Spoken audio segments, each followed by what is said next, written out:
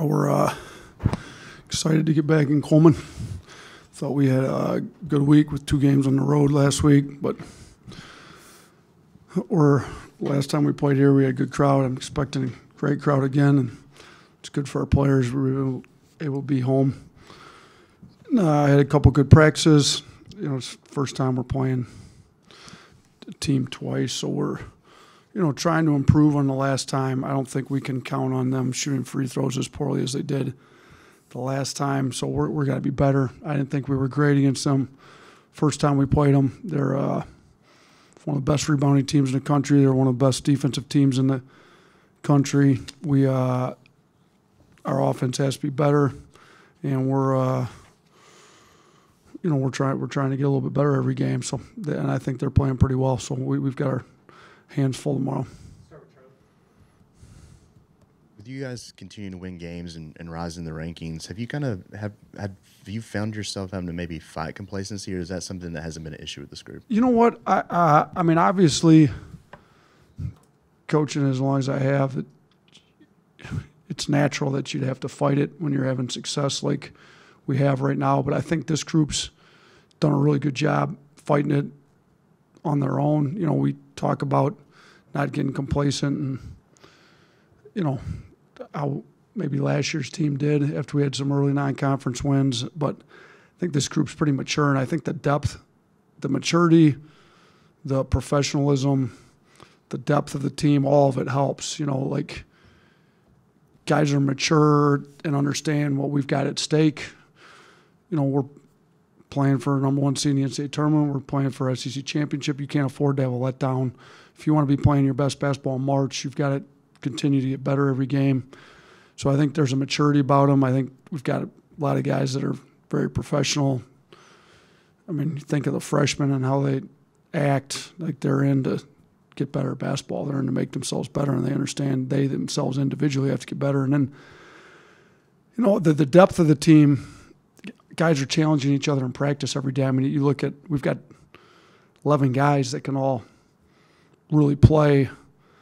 It's hard to distribute minutes amongst 11 guys. So there's a competitiveness, and it's probably the best I've ever seen, a competitiveness while still really pulling for your teammates to do well too. I mean, today in practice, I thought Namari was really good on defense. Rylan and Namari play similar positions. Rylan, subs in and says, I'm trying to get like you, Namari. Like, I'm trying to get as good on defense as you are. It's like one of those, like, they really want each other to do well, but they're also pushing each other to do even better. So it's a special group, but you guys have all covered sports, and complacency is a thing we've got to address, and we'll address it head on if we see it.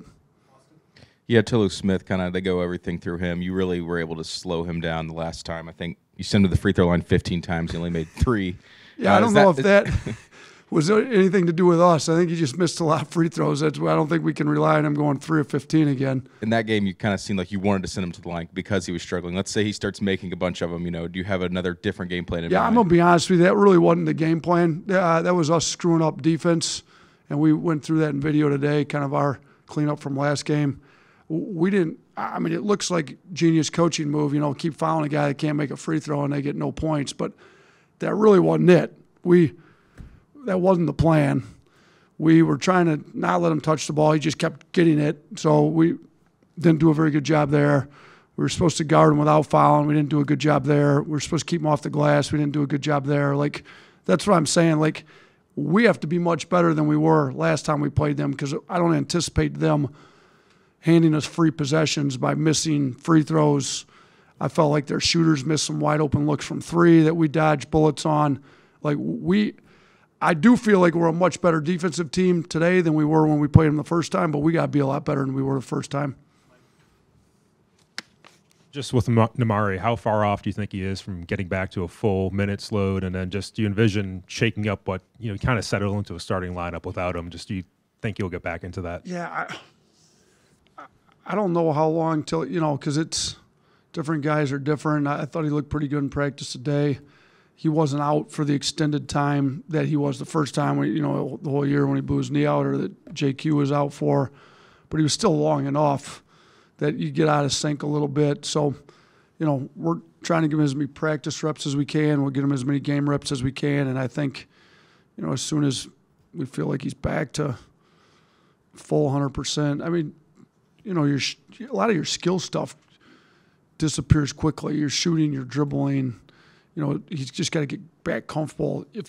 If the wrist is 100%, it doesn't necessarily mean his skill set's back to 100%. So, and the only way you can really get that is doing a lot of live reps in practice, spending some time outside of practice. And he's one of the hardest working kids we got on the team, so I'm sure he's doing that. But when we do feel like he's back 100%, we'll have to evaluate it at that point. I mean, we've been winning a lot of games with the lineup we've got, so it'd be hard to mess with it. But a lot of times these things take care of themselves as you kind of play through the season. You alluded to it a little bit on the defense of your defense being better maybe now, but just as a overall of playing a team that you've already played, what's the difference between them now and then and now, and maybe you and now, since then? I mean, I think them, they're trying to play some more shooting. They're trying to space the floor a little bit more with some shooting.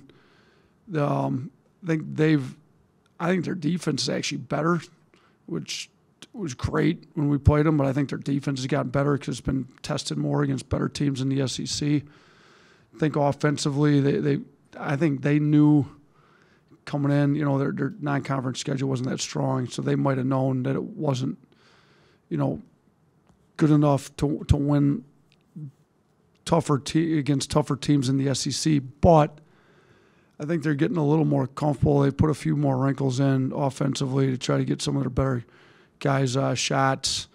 They're still playing for the most part, the same guys, at least heavy in the rotation.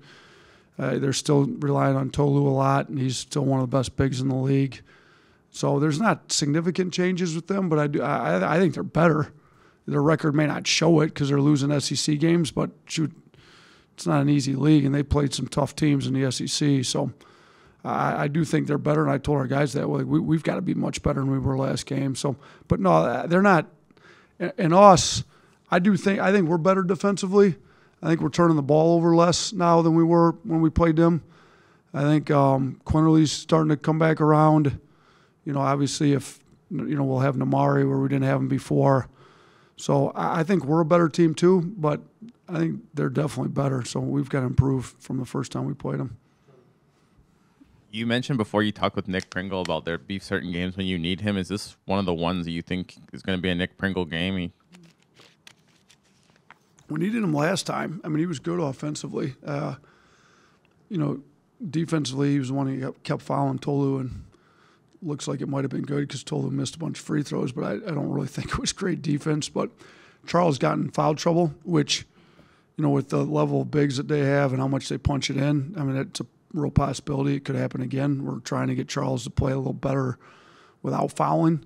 But, yeah, I mean, if Charles gets in foul trouble, the last time we played him too, Clowney was coming off an illness, and he had lost a lot of weight, and so he just wasn't able to play as many minutes as he is now. So he's back healthy, so we've got that option to play him a little more at the 5. But this may be one of those games where we do need Pringle to play a lot more. I thought he had a great practice today, and I think he's had a great attitude, and he's been ready when we put him in, and he was ready the first time we played him. And have you had a guy go 17 of 18? No, I know a lot of it's crazy. I know a lot of it's dunks, but how insane is that? Yeah, I mean, he doesn't miss too many field goals. He's taking the right ones and making them all. So he's kind of helping our at-the-rim field goal percentage out because we got some other guys on the team that are not finishing at the rim very well. So, no, I don't remember a guy shooting. Let's see if we can keep the streak alive. Let's see if we can get him a few more, though. So there is this adage of, if it ain't broke, don't fix it. And I know that, the team's being very successful right now, and I know you're managing lineups and minutes and all of that stuff. But how do you kind of manage the depth that you've praised and continue to compliment throughout the year with keeping the right guys on the floor and just keeping the hot guys going? Yeah, we've had those discussions as a staff. Like it's hard, like if you wouldn't have any injuries ever, it'd be nice to just have like a nice tight 8-man rotation. We don't have that, and it's probably a good thing because, we've been able to Namari, who's starting, goes out, and we continue to win games. Different games, I think different guys are going to have to step up. I think, you kind of look at those wings, Dom, Namari, Rylan, they're all playing hard. They're some of them are struggling shooting more than others, but if they were all shooting equally, I don't know where you'd go. It might be one of those games where figure out whether you need a little bit more rebounding, a little more defense, a little more shooting. What do you need on the floor at the time? You got to go with that.